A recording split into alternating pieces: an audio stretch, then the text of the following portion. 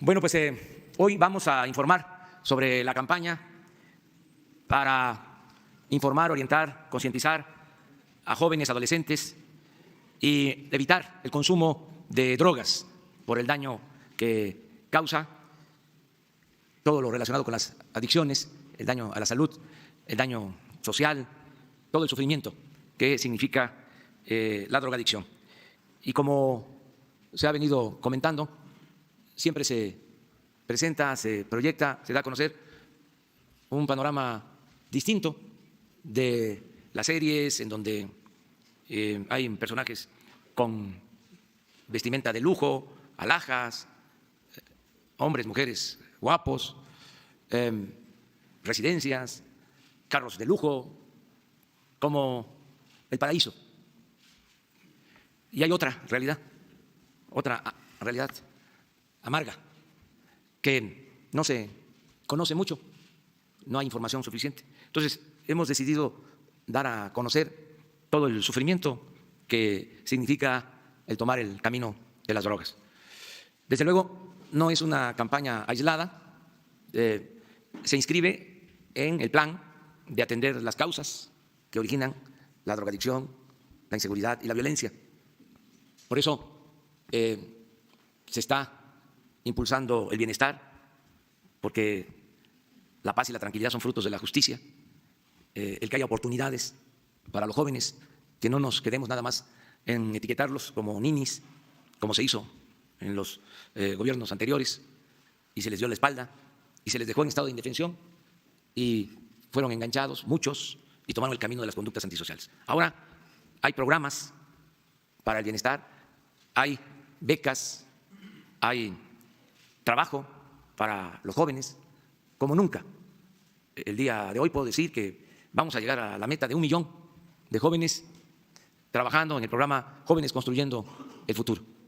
Y hay opciones de trabajo, de modo que es atender las causas, abrir oportunidades, poder convencer de que la verdadera felicidad pues tiene que ver con el camino del bien, que solo siendo buenos podemos ser felices, que esa felicidad efímera, pasajera, temporal, no es lo más recomendable y que se sufre mucho con optar por el lujo barato.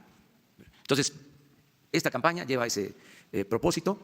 También el objetivo es reducir el consumo de drogas en nuestro país, porque ha venido creciendo mucho y si no actuamos frenando, deteniendo el consumo, es difícil, muy difícil, complicado garantizar la seguridad pública, la paz, la tranquilidad. Porque ¿qué sucede si un joven es enganchado, cae en la drogadicción?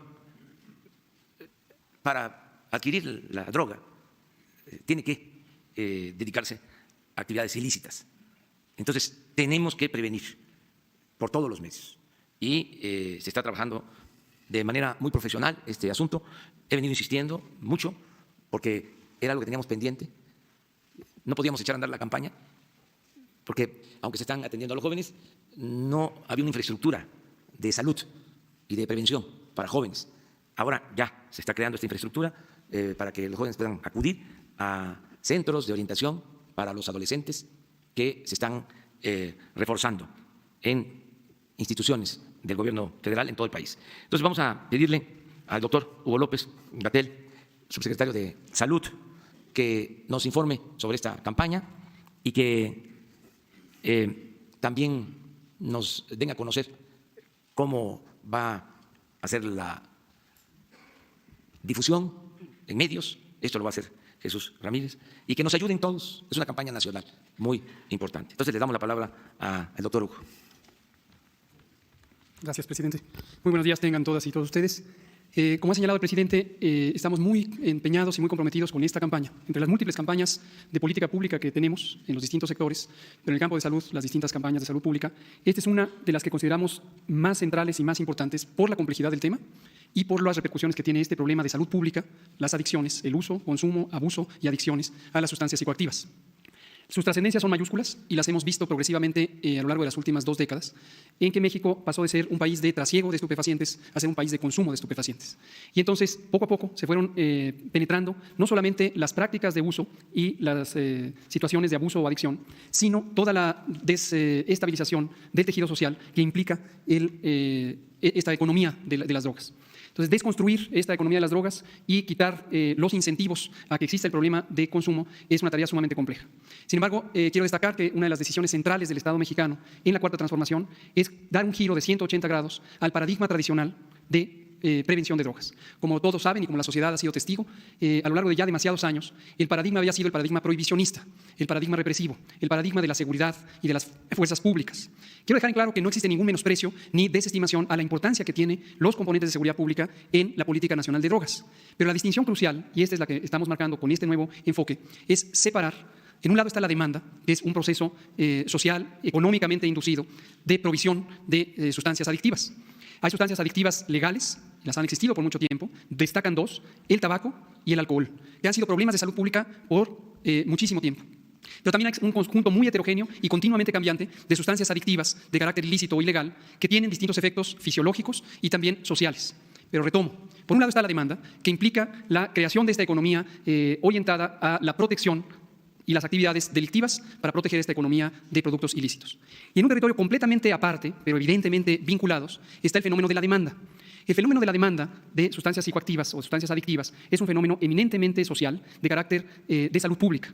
Es un fenómeno que, como todos los fenómenos de salud pública, está anidado en problemas de falta de oportunidades, en limitaciones al bienestar y en una serie de elementos que tienen que ver con la conducta individual, familiar, comunitaria y en general social, en donde grandes segmentos de la población muy tempranamente se les cancelan oportunidades de desarrollo. Y enfatizo el tema de muy tempranamente porque los problemas, y eso lo verán de manera muy patente en algunos de los spots que ahora se presentarán, es un fenómeno que empieza en las edades más tempranas con la cancelación de los espacios de escucha en la dinámica familiar. Y fenómenos que son parte del mismo conglomerado, como la violencia doméstica, la violencia de género, la violencia comunitaria, que tiene todo un abanico de expresiones, desde las más evidentes y lesivas, como puede ser el feminicidio, como puede ser el homicidio, pero también pasan por el fenómeno de lesiones autoinfligidas. Y no perdamos de vista que a lo largo de los últimos 10 años, las lesiones de causa externa, incluyendo los homicidios y los suicidios, ocupan las primeras 3 causas de muerte, en no pocas ocasiones la primera, en jóvenes. Entre 5 y 25 años ocupan las primeras 3 causas de muerte, las lesiones. Entonces, este fenómeno de violencia que se vive desde el espacio familiar, donde al niño muy pequeño no se le toma en cuenta, no se le escucha, no se atienden sus necesidades, progresivamente va confluyendo en un espacio de aislamiento para ese niño, para esa niña, para esa joven y ese joven que no encuentran un espacio de inclusión en la sociedad. Cuando existe este otro fenómeno de una economía que incentiva el consumo de sustancias ilícitas, se encuentra una fórmula muy tóxica, muy lesiva para el desarrollo de la sociedad y de las comunidades y de las personas, en donde se encuentra una necesidad inducida por ese vacío social, ese vacío emocional, esta falta de sentido de pertenencia y de propósito en la vida, con una puerta falsa, un camino hacia una satisfacción inmediata. Y esta satisfacción inmediata tiene varios componentes. Un componente es fisiológico, es parte de la naturaleza del funcionamiento del cerebro humano, en donde las sustancias psicoactivas se vuelven en elementos de liberación de la tensión emocional que implica este fenómeno de aislamiento. Entidades clínicas formalmente reconocidas como la depresión y la ansiedad ocupan también los primeros lugares de las manifestaciones orgánicas y psicofuncionales de esta juventud que va creciendo en ese vacío, insisto, emocional, social y de sentido de pertenencia. Entonces, un primer elemento enganchador es la sustancia en sí misma y sus efectos neuropsicológicos. Pero otro elemento inmediatamente cercano es el encontrar en la actividad delictiva el sentido de pertenencia que no se ha encontrado en las actividades sociales, porque en las actividades sociales convencionales están deprivados de ese espacio. No hay un mecanismo de construcción de la identidad, de construcción de la personalidad en una sociedad armónica, en una sociedad generosa, incluyente, participativa, en donde el sentido de pertenencia es el que viene de la acción altruista, de la acción compasiva. Entonces vean ustedes lo complejo que es el fenómeno en su construcción y pueden anticipar lo complejo que es la desconstrucción de esa dinámica social tan compleja. Entonces, un modelo muy tradicional, pero muy fallido, extraordinariamente fallido, es tensar más las cosas. Es pensar que si la actividad de tráfico, producción, tráfico y comercialización de estupefacientes es ilícita, el consumidor es ilícito también. Y allí se ancló este fenómeno de criminalización, en donde este joven, mujer, hombre, necesitado de un espacio, necesitado de un significado, necesitado de una vinculación significativa en su vida propia, más interna y más profunda, pero también con sus seres cercanos, se le criminaliza. Y se asume automáticamente que si es ilícita la producción y si es ilícito el tráfico, él es ilícito, ellas son ilícitos. Y se le aísla más, porque ahora vienen numerosas capas de estigma, de discriminación y de separación del sentido de pertenencia social. Es un criminal y existe una acción de la justicia en forma atropellada, en forma violenta, que lo excluye aún más. No perdamos de vista que cada elemento de exclusión social es un elemento de aislamiento emocional y es un elemento de privación de oportunidades de encontrar el punto de significado de vida.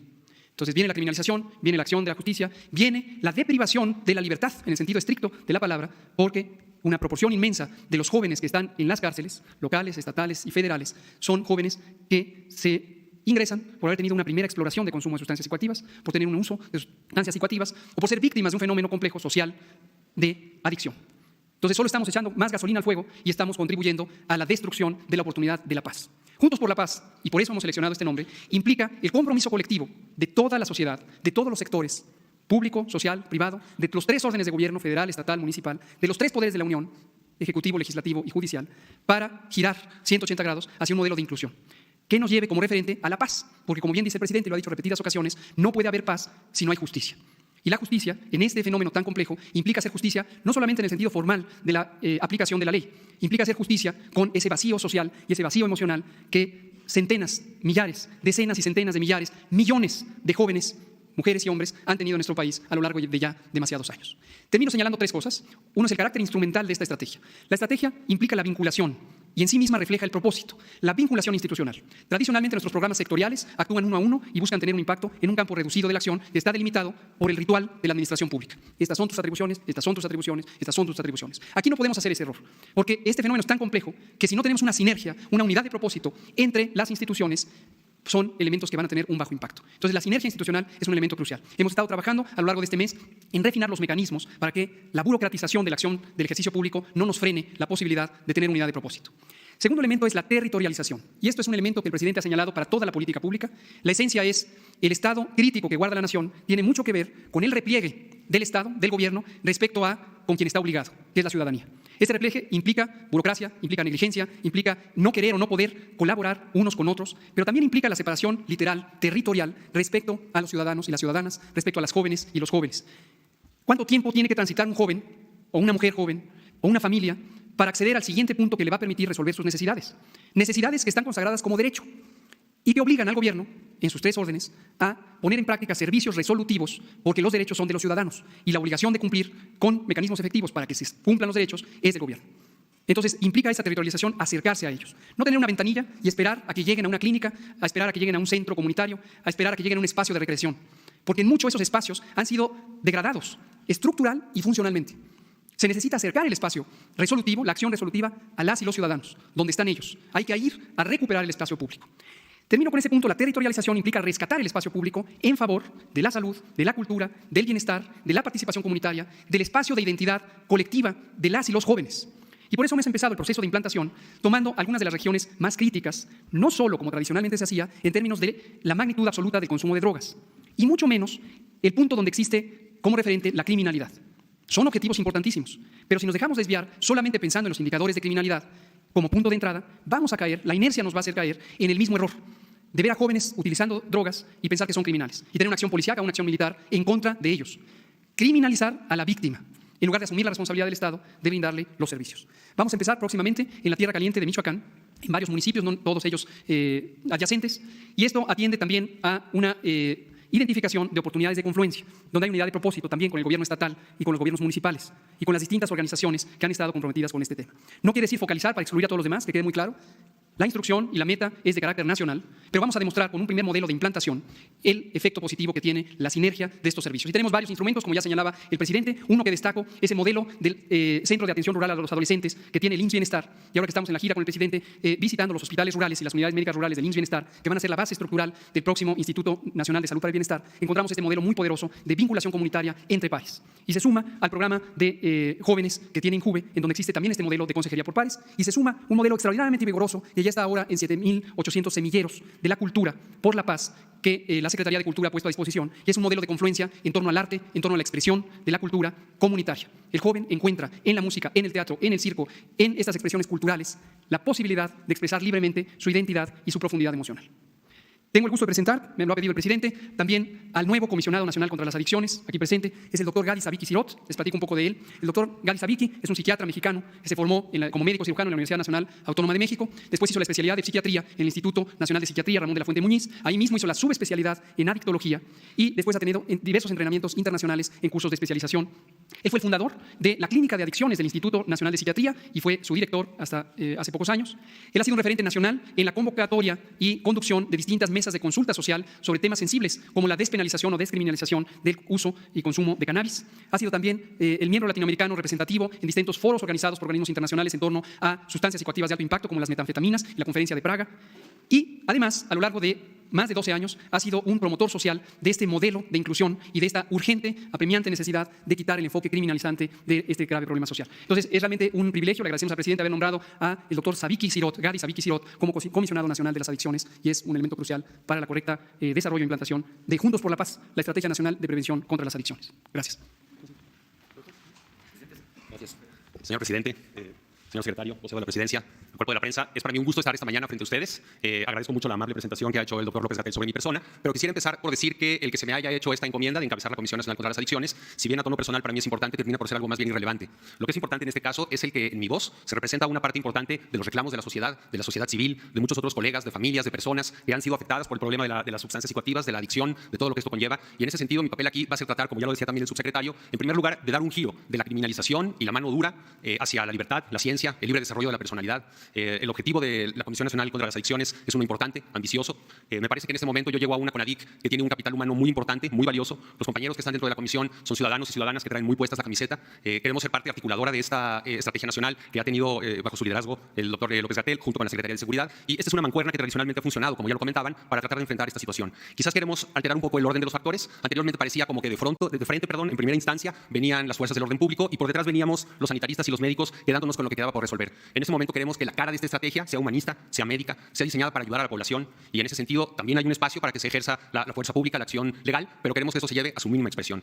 Otra cosa importante que quiero comentar es que la Organización Mundial de la Salud ha considerado que casi el 75% de las personas que tienen algún problema relacionado con sustancias también tienen cuando menos un otro problema de tipo psiquiátrico. Y en ese sentido queremos que el consumo de sustancias no se vea como una parte ajena a la salud mental. Los problemas de consumo de sustancias, de dependencia, tienen que ver precisamente con la salud mental y en ese sentido queremos borrar un poco esta línea de lo que hay entre la salud mental y las adicciones porque pensamos que es un solo camino. Otra parte importante es que también queremos darle un sentido de medicina basada en evidencias. Es ilegítimo el tratar de argumentar hechos científicos contra creencias. Y en ese sentido nosotros queremos que la ciencia, la epistemología, ponga de frente, sobre la mesa, cuáles son las sustancias que realmente generan un problema de salud, quién es un usuario, quién es un criminal, quién es una persona que necesita ayuda, quién es un usuario adulto responsable. Tenemos también que empezar a borrar un poco la línea que hay entre las sustancias psicoactivas o drogas, como normalmente se les llama, y lo que son el alcohol y el tabaco. Quisiera recordar que el alcohol y el tabaco, como lo decía también el subsecretario, son las dos sustancias que más muertes y enfermedades causan en México y en todo el mundo, y el hacer esta distinción es un vicio que no nos ayuda. En realidad detiene un poco el progreso de lo que es el avance, ¿no?, hacia una sociedad libre de sustancias. Como se ha comentado, si bien tenemos contemplado a todo el territorio nacional y a los 130 millones de mexicanos, sí queremos poner un énfasis muy específico en las niñas, los niños, los jóvenes del país, porque ahí está el pico epidemiológico del consumo, es cuando más empieza a consumir y porque es en donde empiezan las dependencias también. Y en un mundo ideal quisiéramos no reducir el consumo en niños y adolescentes, sino eliminarlo por completo. Las mentes, los cerebros de los niños son el futuro de nuestro país y si se crían, si crecen en presencia de estas sustancias, van a tener problemas más severos. Creo que una parte importante también de este esfuerzo es que no solo la CONADIC participa en este ámbito, tenemos muchas otras instancias de derechohabiencia. En esta gran empresa nacional participan literalmente todas las entidades de la Federación, las secretarías, las instituciones. Es uno de los puntos más transversales que podemos ver en la actividad de nuestro país. En el problema de las sustancias confluye la cultura, las drogas, la medicina, la hacienda pública, los medios de comunicación. Afortunadamente tenemos en el vocero de la presidencia a una persona muy sensible frente a este tema que ha estado consultando y hemos tenido una serie de reuniones agotadoras entre todos nosotros para poderle dar un cuerpo realmente humanista y efectivo y moderno y científico a esta campaña que es tan importante. Creo que se ha dicho lo más sustantivo con respecto a esta gran iniciativa nacional. Yo estaría a cargo del CONADIC y estaría haciendo lo que toca desde esta instancia, pues para articular este gran esfuerzo y para darle el sustento científico y técnico que amerita. Como se había comentado también, para mí esta es una oportunidad especial porque yo vengo del otro lado de la mesa. Usualmente a mí me tocaba pues criticar o tratar de hacer señalamientos de cómo las instituciones funcionan y el día de hoy me doy cuenta de qué tamaño es el problema realmente y cuáles son los recursos con los que contamos. Quiero decir que mis predecesores han hecho un buen trabajo. No nos encontramos un ámbito de las adicciones desierto. Hay personas que ya han trabajado arduamente, que han han hecho avances, que están muy capacitados. En México tenemos una serie de profesionistas de muy alto nivel, reconocidos en todo el mundo y listos, dispuestos para remangarse la camisa y empezar a trabajar, que ya lo hemos empezado a hacer, de hecho, desde la semana pasada, por el bien de la sociedad, el bien de la juventud y por acercarnos a este anhelo de una sociedad libre de adicciones y sin problemas adictivos. Yo quería comentarles este breve mensaje. Agradezco la palabra al señor presidente, que siempre ha estado respaldando este esfuerzo, siempre recordándonos que tenemos que bajar la atención a la comunidad. El hecho de que nosotros mejoremos las condiciones de vida de la población, eliminando la desigualdad, dando oportunidades, recuperando el espacio público, va a hacer que de manera indirecta haya una repercusión positiva en este panorama. Yo sí quiero pensar que vamos a poder ver algunos indicadores que últimamente han crecido. Esperaremos que empiecen a disminuir en breve y les iremos reportando sobre esto paso a paso. Sin más, por el momento los dejo y agradezco su escucha. Buenos días, señor presidente, subsecretario, comisionado.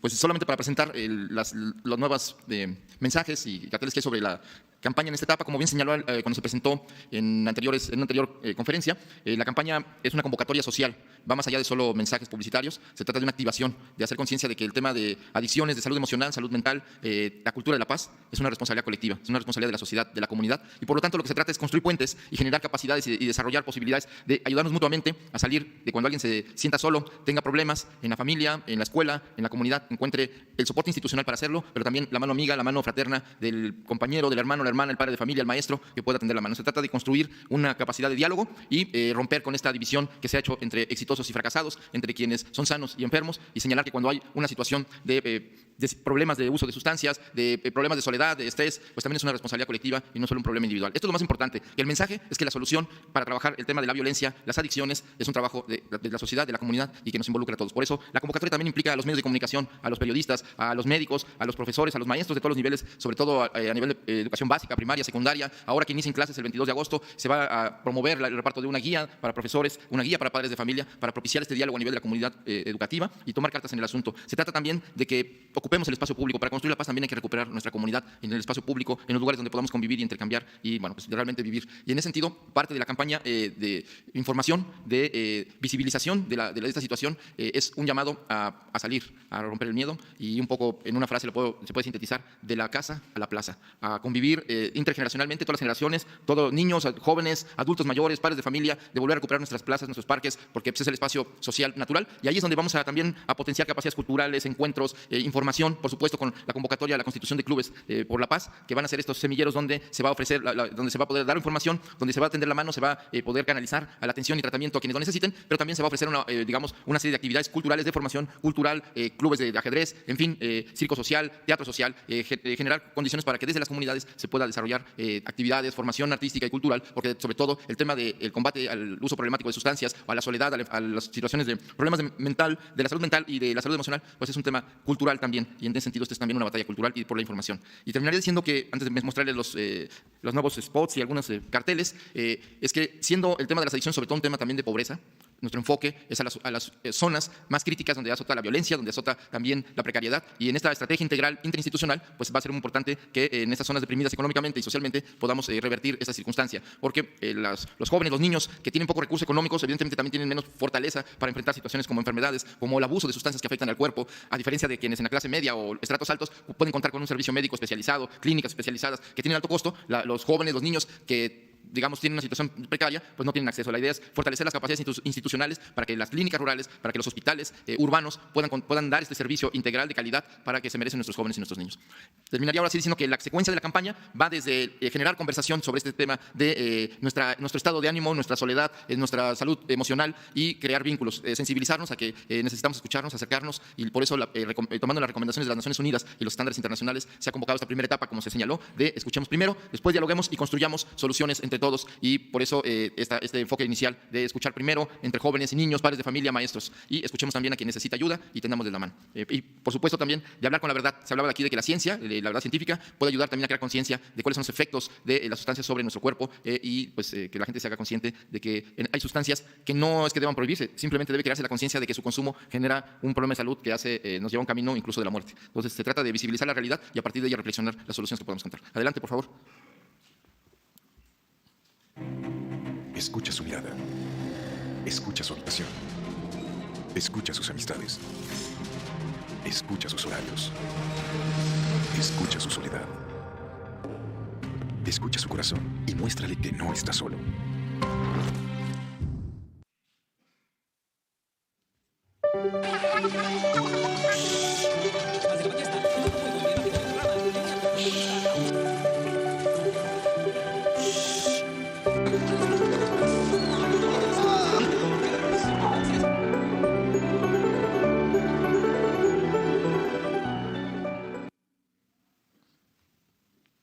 La que más me dañó fue la cocaína, que nada más fue medio año, pero sí me acarrió muchas consecuencias, demasiadas, al grado de empezar a robar. Voy, me destrozo, consumo, llego a mi casa y finjo que todo está bien, que ya voy a cambiar, cuando la realidad no era esa. Mi mamá cae en una depresión tan fuerte que llegó a parar al psiquiatra y yo es cuando me doy cuenta, digo, ¿qué estás haciendo, Ricardo? ¿No? Fue un extremo que ya empecé a darme cuenta cómo ya mi vida empezaba a cambiar, dejaba de estudiar, dejaba de hacer mis responsabilidades por estar consumiendo, ¿no? Mi vida era estar consumiendo, estar en el relajo y empecé a ver cómo descuidé mi vida, las cosas importantes. Juntos por la Paz, Estrategia Nacional para la Prevención de las Adicciones. Yo he tenido, bueno, esa depresión que se puede decir, pero por otro factor. Después de haber sufrido esto, violación, mi cerebro no se conectaba con mis pies, no podía caminar. Tenía miedo que me ocurriera otra vez. El peso de una comunidad marginada, aislada, crítica, violación y todo lo demás. Cuando estaba más pequeña, ¿no? Una niña, no podía con las críticas. Quise hacerme daño, porque la crítica de todo el peso lo tiene la persona que es violentada, no el violentador ni nada de eso. La música, el canto, es medicina, que cura el alma, que te cura más allá de tus heridas más profundas, que tengas en tu corazón, en tu mente. Y yo creo mucho en el arte y la música, porque eso fue lo que a mí me salvó. Así que se hará Monroy, es regisas costing, no se repete catipcania, regisas gas, cogemos K. Allá en nuestra comunidad también hay inseguridad, hay adicciones. Hasta la persona que no te imaginas también está en esta oscuridad, en este camino de las adicciones.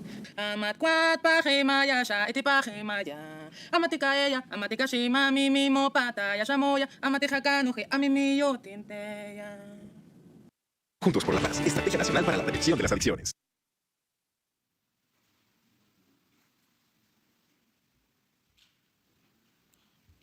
Aquí nada más señalar que hay diferentes niveles y públicos, aunque el enfoque es a niños y adolescentes, vamos a hacer una especial campaña de información sobre algunas sustancias químicas que están generando ya un problema, una pandemia en nuestro país, particularmente la metanfetamina y el fentanilo, que es una nueva droga que es muy adictiva y que la primera engancha y que sus consecuencias a la salud son muy graves y en corto plazo. Y en el caso de la metanfetamina, la existencia de cocinas en barrios, en lugares sin control, pues genera que el cristal, que ya se consume incluso, que va más allá de las tradicionales sectores que se consumía, ahora vemos campesinos, jornaleros, agrícolas, consumiendo cristal para aguantar, porque como genera, quita el hambre y la fatiga, entonces incluso en las fábricas maquiladoras el abuso de la metanfetamina ya rompe el cartabón de quiénes son los consumidores y tenemos que construir una información para que podamos combatir esa situación que afecta a la salud ya a sectores, a familias enteras, ¿no? y a comunidades enteras. Ahora vemos, por ejemplo, hay regiones donde el crimen organizado paga con estas sustancias a toda la red criminal de halcones, sicarios, etcétera. Y entonces realmente hay regiones del país donde la mayoría de los jóvenes están enganchados en estas sustancias. Entonces tenemos que establecer estrategias informativas y muy localizadas y focalizadas para poder lograr esta conciencia y que la gente sepa qué puede suceder en el abuso de estas sustancias y ofrecer alternativas de otro tipo, laborales, educativas, en fin, de formación artística, además de la atención médica y el tratamiento. Bueno, muchísimas gracias, presidente. Bueno, pues esto es la campaña de orientación, de concientización a los jóvenes, a los adolescentes, y la vamos a ir evaluando periódicamente, vamos a informarles sobre cómo vamos. Es algo fundamental, es una prioridad del gobierno, el que se dé esta información a jóvenes, a familias, a todos los ciudadanos y pedir el apoyo, la colaboración también de todas, de todos, para orientar, para que todos ayudemos. Es ayuda mutua, es mostrar otras opciones, otras alternativas, otras formas de vida que no signifique el destruirnos, la autodestrucción, el que se opte por las drogas y también por el camino de la inseguridad, de la violencia, sobre todo. Entonces, ahí está esta campaña y adelante, ayúdennos para que todos participemos. Si les parece, vamos a abrir en general la sesión de preguntas, si tienen que ver con la campaña, aquí. ¿Sí? ¿De acuerdo? Federico Lamont. Señor presidente, en lo que compete a usted, si estaría en condición de establecer una campaña para declarar santuario antidrogas a las primarias y secundarias. Esto se planteó hace varios años, pero a la fecha no existe el compromiso de un gobernante para llevarlo por igual en el hoyo de Iztapalapa, en la delegación más poblada de la Ciudad de México, o Anapra y Loma de Poleo, en Ciudad Juárez, o en Metlatónoc y Cochuapa el Grande, en el estado de Guerrero, por un lado. Y para el señor subsecretario, o para el relevo del doctor Mondragón y Cal, preguntarle si ya existe una estadística respecto a esta cruzada o campaña para el consumo de jóvenes estudiantes de primaria y secundaria, porque la última referencia que tenemos es hasta el 2014 o 2016. Esa sería la primera pregunta, señor presidente y señor subsecretario, y al sucesor de Mondragón y Cal. Sí, me gustaría declararlo, lo hago con mucho gusto, el que las escuelas, los centros educativos, los hogares estén libres de adicciones, pero pues no es solo con buenas intenciones, tenemos que atender el problema, prevenir, que es el propósito, que podamos convencer, persuadir, más que lo prohibitivo, como aquí se ha dicho, de que hay otras opciones, hay otras formas de vida, y eso tiene que ver con mejorar las condiciones de vida, las condiciones de trabajo, hacer más humana la convivencia, fortalecer valores, apoyarnos mucho en la familia, la importancia que tiene la familia. Lo hemos dicho en otras ocasiones, la familia es la principal institución de seguridad social que hay en nuestro país, y han habido muchos problemas de desintegración de las familias. Hay que procurar que se mantenga la familia unida, que continúe esa tradición, esa costumbre que viene de lejos, de ser fraternos en lo familiar, que es como un tesoro que tenemos los mexicanos, con todo respeto a otros países. Lo he dicho en otras ocasiones, lo repito ahora, las familias en otros países no tienen la fraternidad, la ayuda mutua que se tiene en las familias mexicanas. Hablábamos de que hay países en donde los hijos van creciendo y los padres quieren que se vayan de la casa. Nosotros tenemos una tradición distinta. Nosotros no queremos que nuestros hijos se vayan. A veces digo que por eso también abusan. Y se están todo el tiempo. Si le va mal a un miembro de la familia, acuden en su apoyo a otros miembros de la familia. Si no fuese por esa solidaridad familiar, que es una de las características de nuestras culturas, sería un infierno el país, con la aplicación de lo que fue la llamada política económica neoliberal. ¿Cómo se resistió? Por los valores culturales, morales, espirituales, por la cohesión de las familias. Entonces, tenemos que atender las causas, fortalecer valores y orientar. Esto es muy importante porque, aunque lo hacen, incluso se debe de reconocer, pero no es suficiente lo que se transmite en los medios de comunicación. Esta campaña queremos que sea intensa. Ofrecemos, por anticipado, disculpas por las molestias que pueda causar, pero va a ser insistente, como nunca, todos los tiempos en radio y televisión.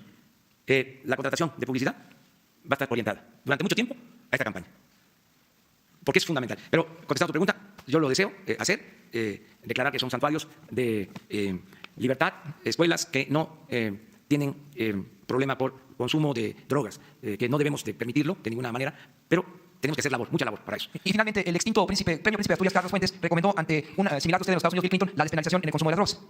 Tenemos que analizarlo, no descartar nada que signifique atender este grave problema de salud.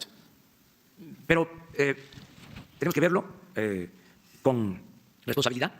Yo creo que todo lo que hagamos de prevención, y ahí incluyo el que atienda a los jóvenes, que tengan opciones, que tengan alternativas, que haya trabajo, que tengan oportunidades de estudio, todo lo que hagamos en ese sentido es como la base, el sustento para tomar cualquier otra decisión.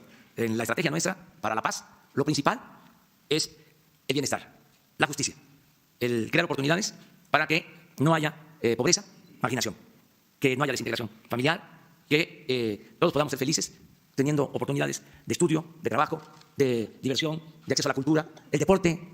Todo este ejemplo que están dando nuestros deportistas en los Juegos Panamericanos de Perú, que están obteniendo muchas medallas, todas estas posibilidades, ¿no?, que se tienen. Entonces, vamos a seguir buscando lograr una sociedad mejor, que es la base para atender todos los problemas, una sociedad más humana y más fraterna. Y ahora sí que el doctor nos pueda contestar sobre tu segunda. Con gusto, presidente. Respecto a la información, tenemos varios sistemas de información. Uno de los más antiguos es el Sistema de Vigilancia Epidemiológica de las Adicciones. Este es parte del Sistema Nacional de Vigilancia Epidemiológica y tenemos información desde 1980 y tantos, y 88 concretamente. Es una información múltiple, viene de múltiples fuentes, no solamente de actos médicos, como es la mayoría del sistema de vigilancia, sino que recaba información de sistemas, servicios médicos forenses, de ministerios públicos, también de agrupaciones sociales que atienden a personas que usan y abusan de sustancias. Y este sistema se suma a otros que existen más recientemente creados en CONADIC, como el Observatorio Mexicano de Adicciones. Y uno de los retos interesantes ahorita que nos estimula formula es, nuevamente lo retomo, confluir. De nada nos sirven sistemas que solo producen números si no los entendemos, si no los analizamos inteligentemente, si no creamos inteligencia de la información, conocimiento. Y si no mantenemos una conciencia clara que detrás de cada número hay una persona, hay una vida humana. Y el asunto no es solamente ir a un ritual de producir cifras y cifras, es decir, 20 más, 5 menos, 8 de acá, 10 de allá. El chiste es entender el fenómeno y que la información, convertida en inteligencia y conocimiento, nos oriente a dónde está el actuar. Entonces retomo un poco sobre lo que se decía de declarar santuarios. Voy a hacer un comentario general y es directamente consistente con lo que ha señalado el presidente, no solo ahora, sino lo que implica en este ámbito también un cambio de régimen, que es un cambio de idiosincrasia. Es común que asumamos que el funcionario público se presenta e informa y se apresura a decir cifras que le permitan cumplir. Aquí no queremos hacer esto. No se permite la simulación. No tiene sentido la simulación. Es un acto de irresponsabilidad de la simulación. Entonces, lo que queremos es decir en este momento lo que sabemos que hay. Conforme vayamos explorando a mayor profundidad, lo iremos compartiendo. Conforme vayamos implantando la estrategia, lo iremos diciendo.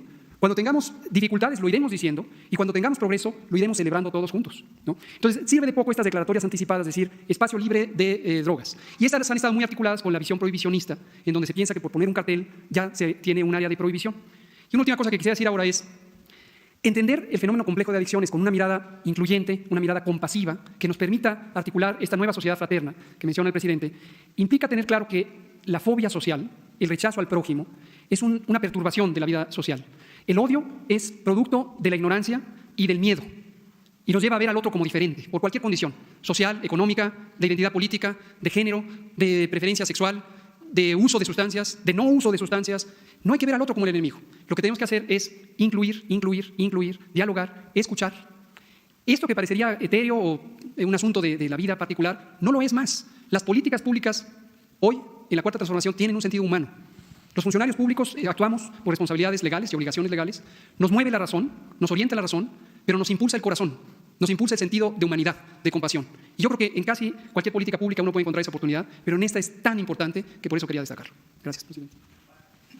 Fíjense que ahora yo voy a pedirles comprensión porque tenemos que salir a Jilotepec, vamos a una gira, vamos a estar este fin de semana en Puebla, en Hidalgo, en el Estado de México y en Michoacán. Les decía la vez pasada, les comentaba que el lunes próximo la conferencia de prensa va a ser en Valle de Bravo, porque vamos a llevar a cabo la reunión de seguridad en Valle de Bravo. Entonces, si quieren, si les parece, les doy alguna respuesta de asuntos generales. ¿Mande? A ver, bueno, miren, se lamenta mucho el asesinato de un migrante hondureño en Saltillo. Hoy en la mañana recibí la información sobre lo que sucedió. Es un asunto vinculado con la policía del estado de Coahuila. Ellos reconocen que en una acción, en un operativo, asesinaron lamentablemente a un migrante hondureño. De todas formas, hoy instruí para que se haga la investigación, porque hubo una versión que sostenía que se trataba de agentes de migración que habían actuado en contra del migrante. Estoy pidiendo una investigación. Desde luego está haciendo lo propio la Fiscalía del Estado de Coahuila y nosotros vamos a informar en el transcurso del día con más precisión sobre este tema. Sin embargo, la Casa Migrante Saltillo ya desde hace más de una semana había dado señales de que habían rondines de militares, principalmente por la Casa Migrante, y precisamente incluso la CNDH emitió algunas medidas cautelares. Presidente, saber si se atendieron estas medidas cautelares y si esto no pudo haber sido precisamente causa de a lo mejor del temor de los migrantes por este tipo de acoso, que así fue como lo señalaban por parte de elementos, sobre todo federales, y a lo mejor tal vez por miedo corrieron, porque se habla de que incluso hubo disparos y que se repelió precisamente esta agresión, pero bueno, pues se cuestiona si un migrante pudiera tener incluso un arma de fuego. Vamos a aclararlo bien, pero nosotros somos respetuosos de los derechos humanos y se recomienda, además es una convicción, de que no haya acoso, mucho menos violación a los derechos humanos y que se atente contra la vida de las personas. Sí, estamos analizándolo. La vez pasada se informó que era un patrullaje que no tenía el propósito de introducirse en la casa. No creo, porque no es ese el propósito. O sea, no hay esa intención. Ese es mi punto de vista. Respeto la opinión de todos, pero no somos represores.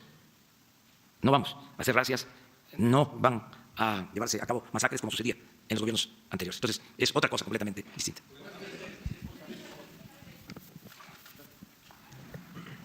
Presidente, buenos días. Alfonso Vargas, de Cadena Raza. Sobre el tema de las remesas, lamentablemente hubo una disminución en las remesas de los connacionales que mandan dinero. ¿A qué atribuye esto, presidente? ¿Se debe a la situación que está pasando con Estados Unidos de los migrantes y se había comprometido precisamente a tener aquí un directivo de un banco para dar a conocer cómo van y si van a bajar las comisiones precisamente? ¿Qué mensaje les dan, presidente? Pues fíjate, me río porque no cabe duda de que cada quien tiene su manera de ver las cosas, ¿no?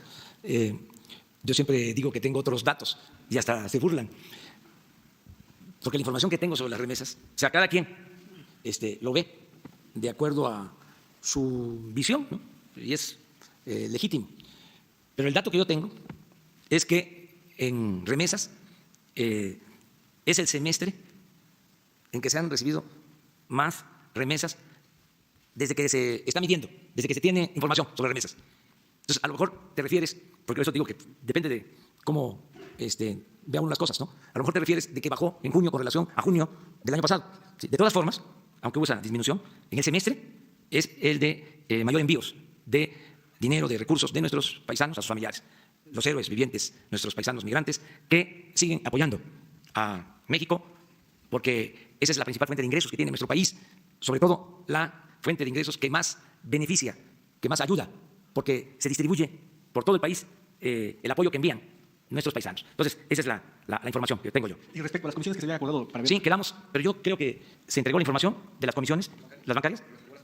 Sí, las entregaron. De todas maneras, nosotros las entregamos. Otra pregunta, referente a ya estamos a días de que inicia el ciclo escolar. Se había comentado de que los niños, sobre todo a nivel preescolar, primaria, se iban a desaparecer los comedores comunitarios. ¿Ya está este plan realmente en coordinación con el gobierno capitalino, con el programa de comida caliente? Efectivamente van a desaparecer los comedores en las escuelas, con el fin precisamente de garantizar la comida a todos. Continúa. Y no haya discriminación de que unos se comen o no comen. Y también, sobre todo también porque hay escuelas que están haciendo negocio con ese tipo de comedores que está manejado por un particular. En este caso, ¿cómo va a ser en ese nuevo ciclo escolar? Pues hay que ver a qué se refiere esta información. En el caso de la ciudad, se tienen comedores, o se tenían, no sé, es el gobierno de la ciudad. Y en el caso de los estados, hay desayunos escolares que son parte del programa de desayunos escolares que tienen los gobiernos de los estados.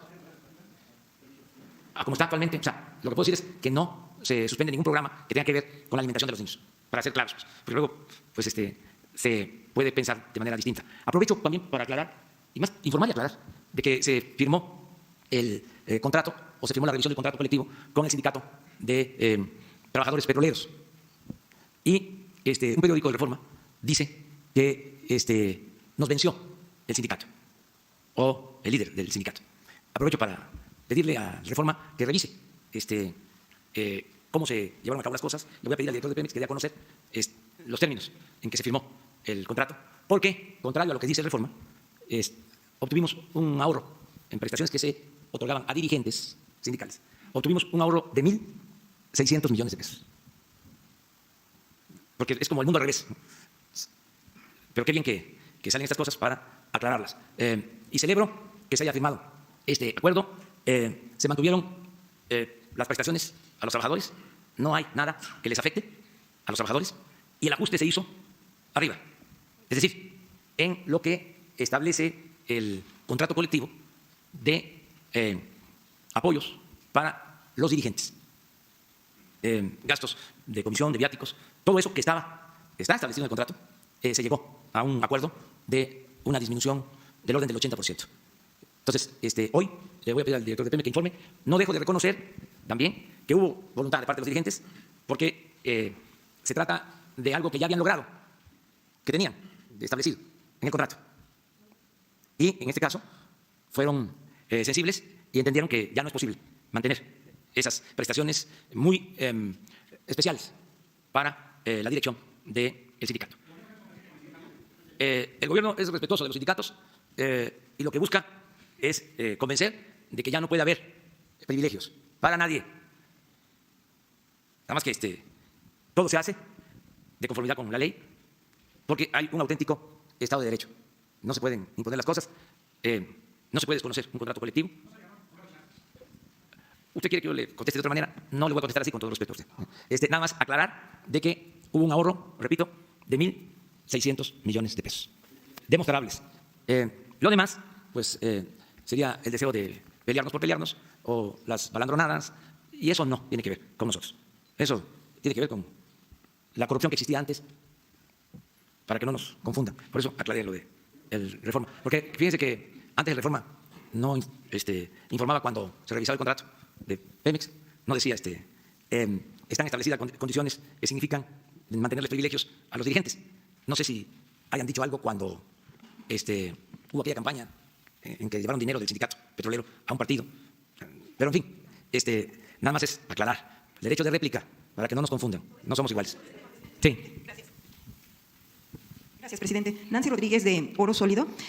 Precisamente en este tema, ante la aprobación de la reforma laboral, hay efervescencia en el ámbito obrero y también sindical. En nuestro medio hemos publicado cuestiones, han venido aquí de Cananea, de los de Luz y Fuerza, de algunos sindicatos nuevos que quieren surgir en la Secretaría de Relaciones Exteriores, en Sedesol.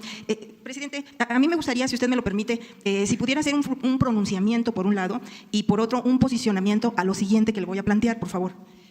Durante este periodo neoporfirista que usted acaba de acuñar hace unos días, o de pillaje, quedó prácticamente prohibido escribir sobre luchas obreras por instrucciones presidenciales.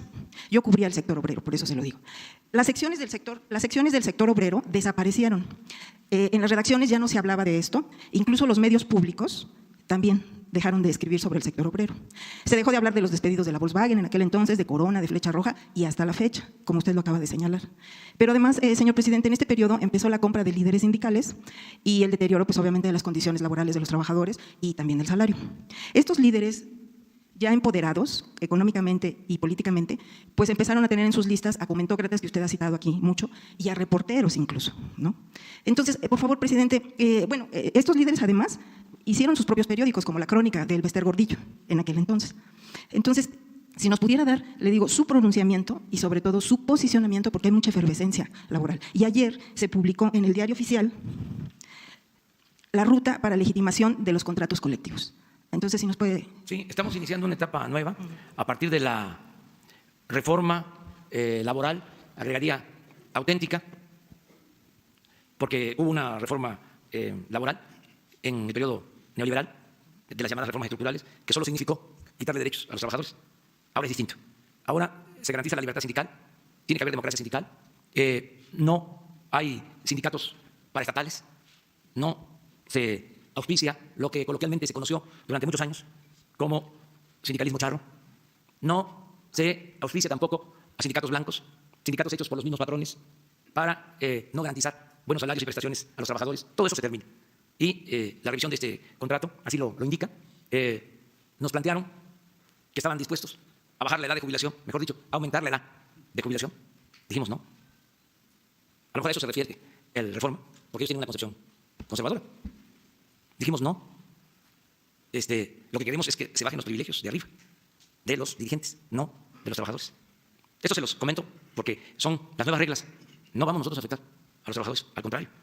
Tenemos que proteger a los trabajadores, que mejoren los sueldos.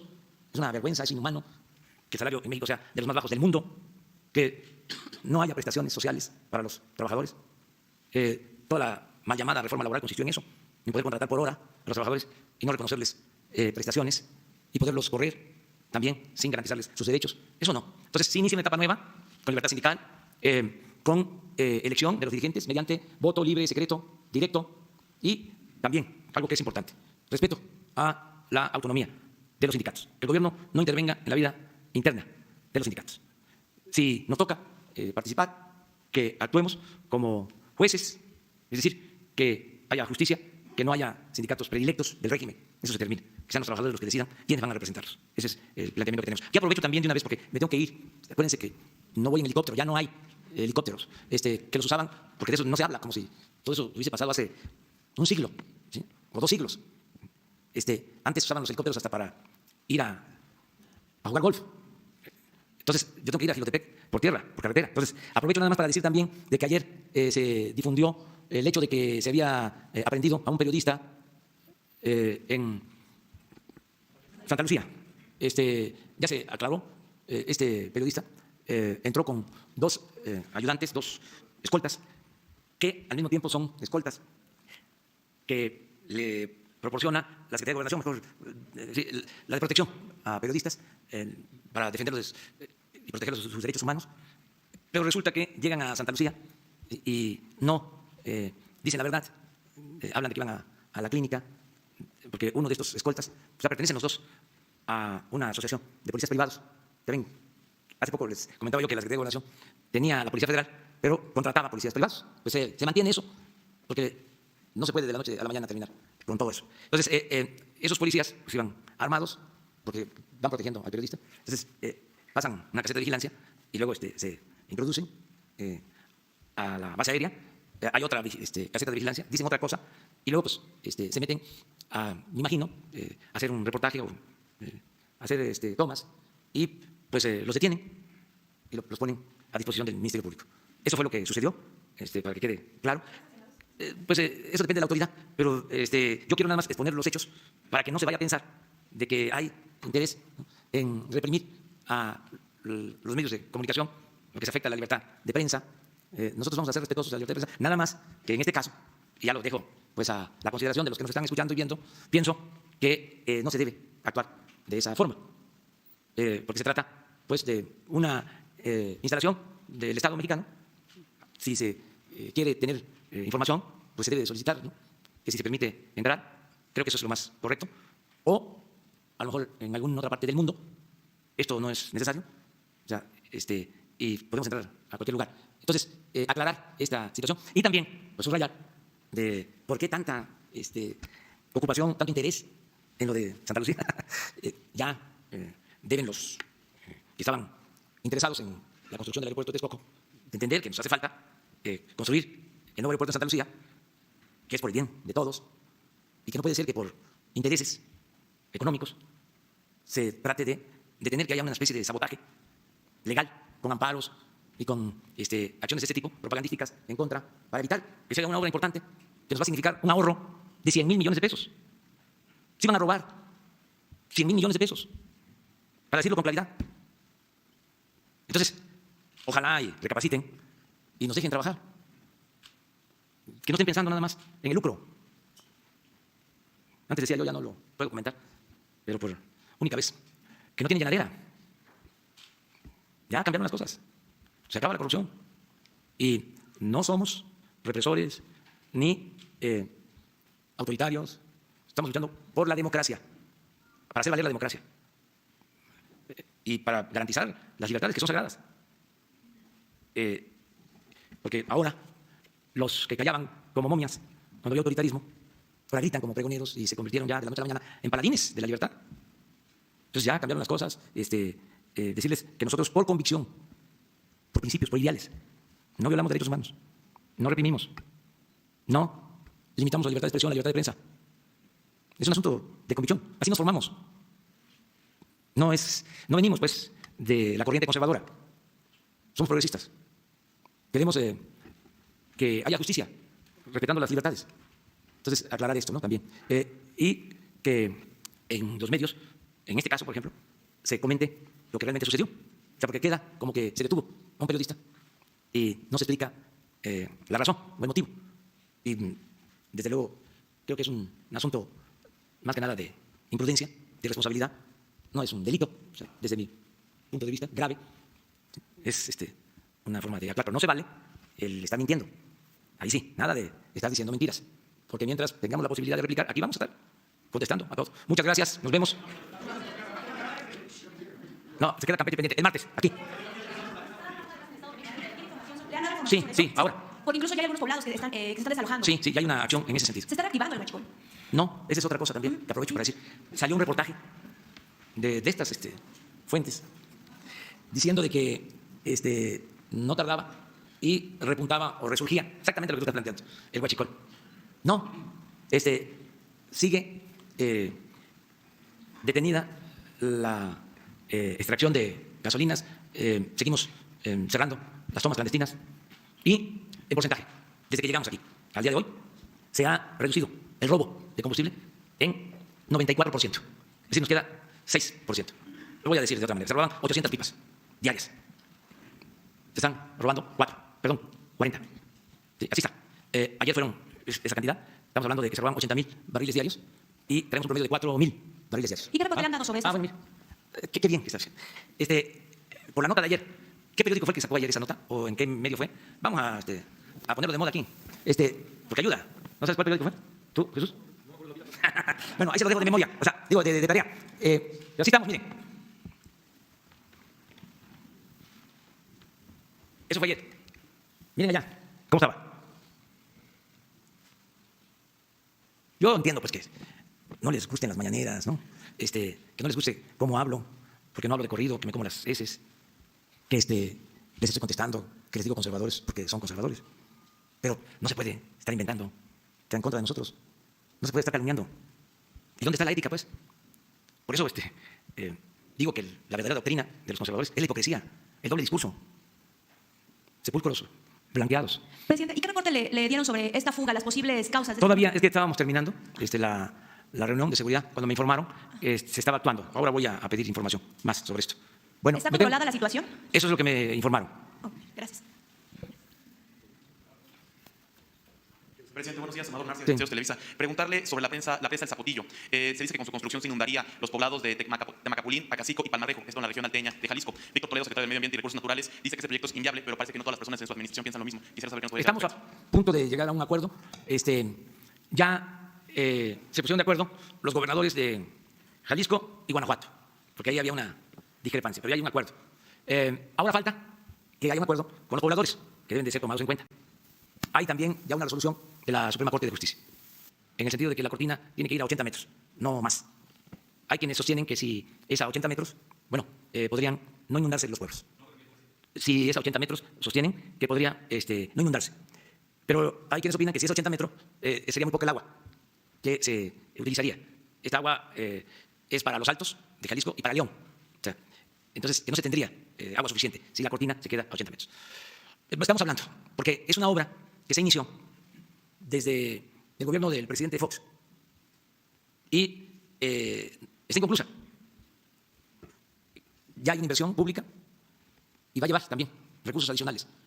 Entonces tenemos que buscar la manera de llegar a un acuerdo, pero escuchando a los pobladores. Porque podemos ponernos de acuerdo nosotros arriba, decir los gobiernos. Y luego, y la gente. Ahora ya no se actúa de esa manera. Ahora se escucha a los ciudadanos. Se toma en cuenta la opinión de los ciudadanos, en todo. Esa es parte de lo que es la democracia participativa. O sea, no imponer nada, nada por la fuerza, todo por la razón y el derecho. Además, vamos a tener reuniones con las autoridades, con los gobernadores, con Conagua y con los pobladores. Y les informamos sobre el